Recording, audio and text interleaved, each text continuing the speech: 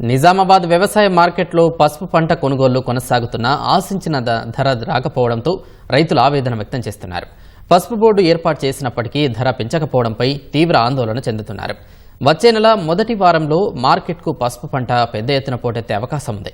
ఈ క్రమంలో కేంద్ర రాష్ట్ర ప్రభుత్వాలు స్పందించి పసుపు పంటకు మద్దతు ధర వచ్చేలా చర్యలు తీసుకోవాలని రైతులు కోరుతున్నారు. దిగుబడి అనుకున్నంత రాలేదు ఈ సంవత్సరము. కూలీల రేట్లు అన్నీ పెరిగిపోయినాయి. ఈ డ్రమ్ము మిషన్లు కానీ ఆ ఉడకబెట్టే మిషన్లకు కట్టెలు కానీ అన్నీ భారం అయిపోతున్నాయి. రైతులకు గిట్టుబాటు అవుతలేదు.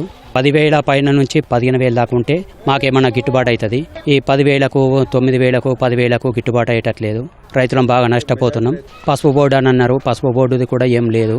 ఇంకా దాని కొలిక్కే రాలేదు.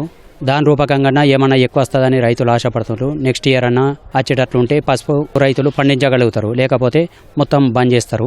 మరి ఆ బోర్డేంది, మరి ఈ పంట మేము పెట్టుడేంటికి మిగిలింది. ఇక మాకు కూడా యాస్టకత్తున్నది లేబర్ దొరకక మానుకునాలనే అనుకుంటున్నాము. ఇప్పుడు 15-16 వేల కంటే తక్కువ ఉంటే మాత్రము ఈ పసుపులో ఏం మిగిలాయి.